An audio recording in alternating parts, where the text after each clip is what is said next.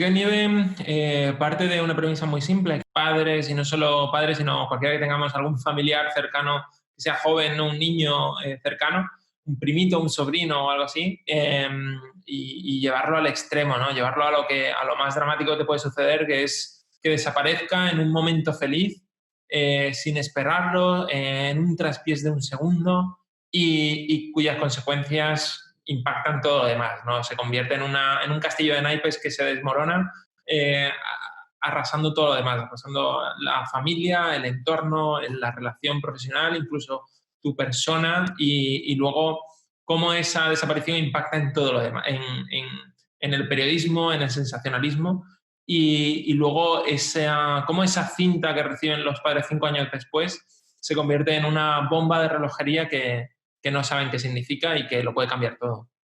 En realidad es un juego, sobre todo la novela es un juego sobre qué es la paternidad, ¿no? Y qué significa la paternidad. Y no solo ya es querer que no le pase nada, ¿no? Sino en qué momento llega uno a sentirse madre, ¿no? Y en qué momento llega uno a sentirse padre.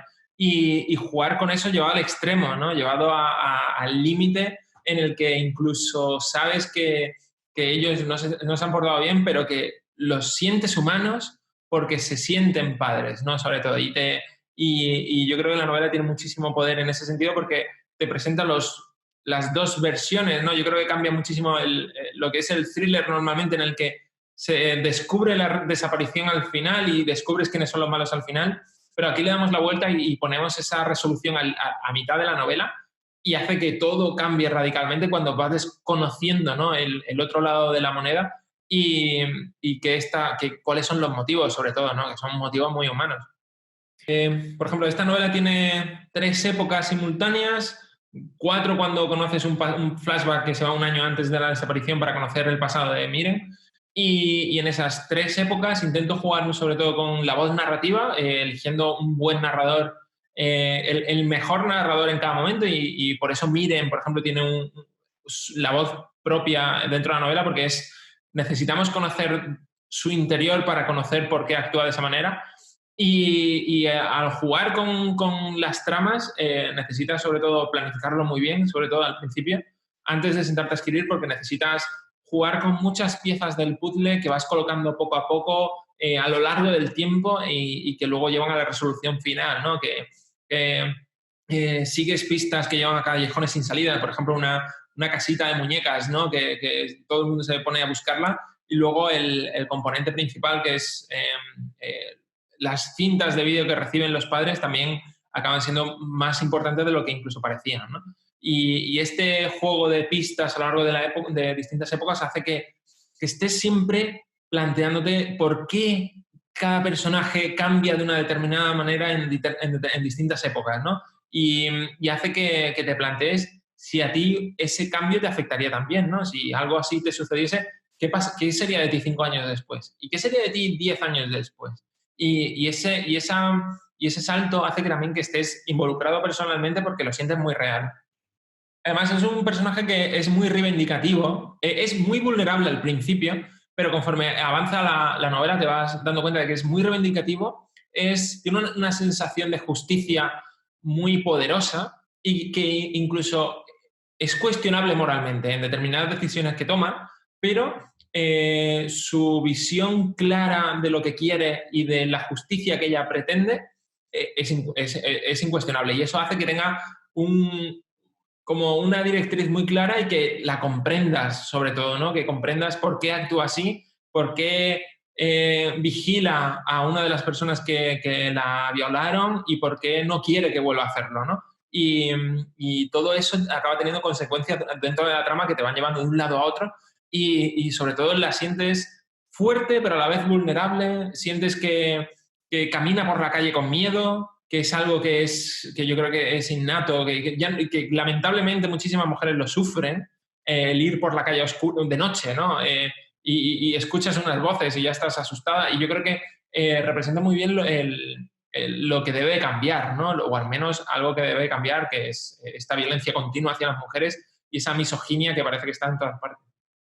Me inquieta muchísimo, además, yo lo veo muchísimo, yo soy muy crítico con la prensa, ¿no? Y en el sentido de que veo cómo en casos muy dolorosos acaban haciendo morbo y acaban creando historias paralelas y hablando sobre el entorno, la familia, con quién salieron, con quién no salen, si son, no sé, qué tipo de relación tienen. Y ese tipo de historias que se generan en torno a una desaparición hacen que automáticamente todo se convierta en un espectáculo, ¿no?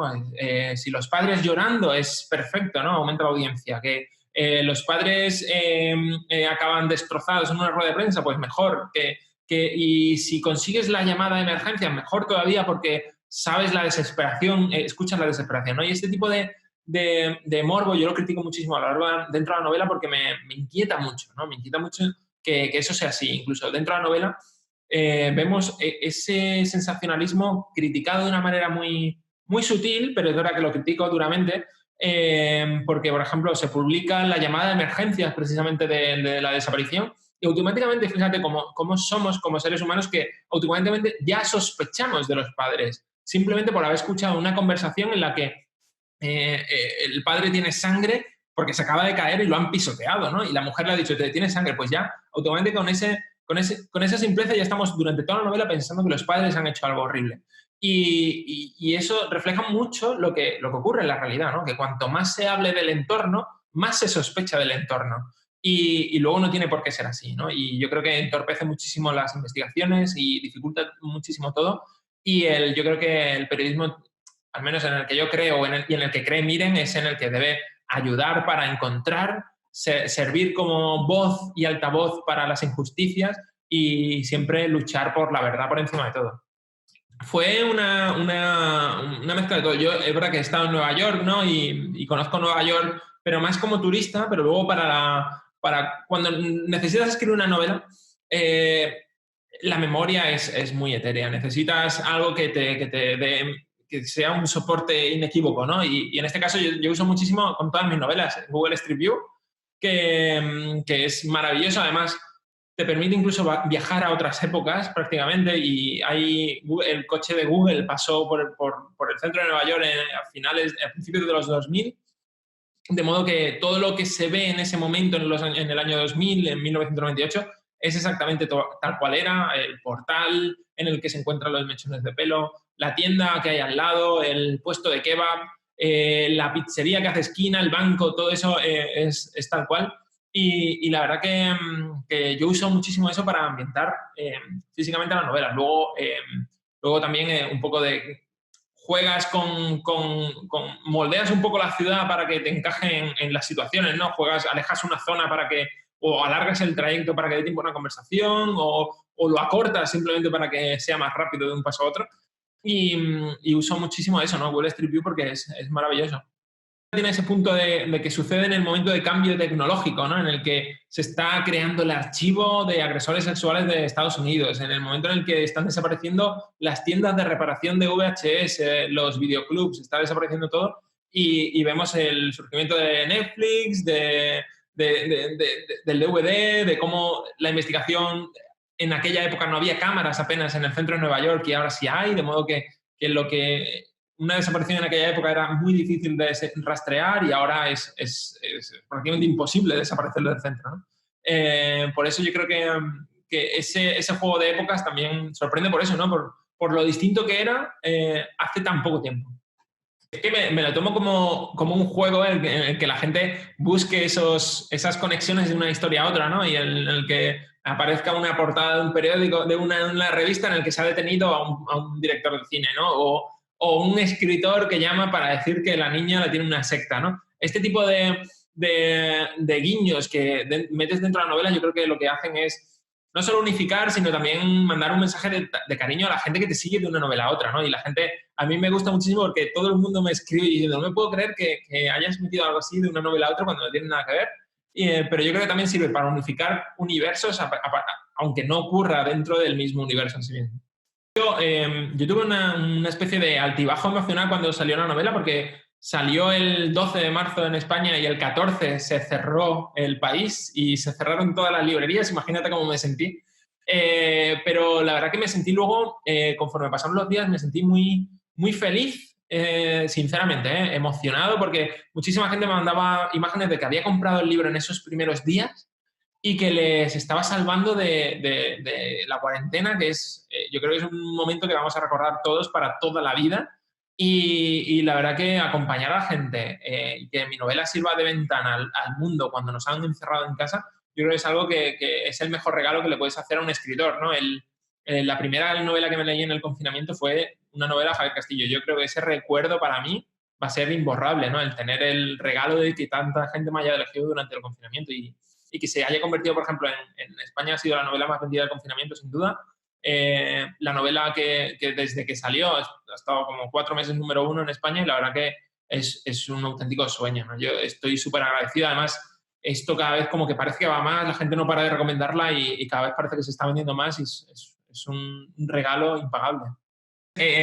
No puedo contar nada sobre La chica nieve, pero nada, como ya sabes, El día que se perdió la cordura, El día que se perdió el amor está en proceso de adaptación, además con 2 productoras que son increíbles, son Dea Planeta y MediaPro, que MediaPro es quien ha hecho de Young Pope con Jude Law, ¿sabes? Al final es una auténtica locura y tengo muchísimas ganas de poder contar mucho más, de poder contar quién está detrás, qué actores van a estar, cómo es el guión. Me encantaría, pero yo creo que va a sorprender muchísimo. Tengo la suerte de estar un poco metido y estoy seguro de que va a gustar muchísimo a todos los que se han leído El día que se perdió la cordura y a todos los que no les va a explotar la cabeza. Me pillas en mi despacho. Estoy escribiendo mi siguiente novela, que lo único que puedo contar es que será un thriller. No tengo el título ya decidido, tengo todo, tengo la trama, estoy ya escribiendo y la verdad que muy ilusionado. Puede tener algo que ver con alguna de mis anteriores novelas, pero todavía no lo desvelo. A lo mejor solo es un guiño, a lo mejor es más, pero la verdad que muy, muy feliz y ya con muy buen ritmo. Espero a ver si el año que viene puede estar ya a la venta. Es verdad que todo como va, todo depende muchísimo de cómo evolucione la situación con el COVID, pero ojalá el año que viene estar ya publicado. En redes sociales Javier Cordura, tanto en Instagram como en Twitter. ¿Y por qué tienen que leer La chica de nieve? Yo creo que es porque es una novela que prácticamente desde el primer párrafo te absorbe a un mundo distinto, que es esta desaparición, y te convierte directamente en una persona que investigar una desaparición infantil con todas las reglas que rigen el género, y que yo aseguro que en el momento que la empiezas es prácticamente imposible dejar de leerla. La he escrito con esa intención y yo creo que prácticamente con cada final de capítulo, con cada giro, acabas con la mandíbula desencajada. Así que ojalá a la gente le guste igual y que nada, que de verdad que muchas gracias. Y si no es ahora, que más adelante, que no hay prisa.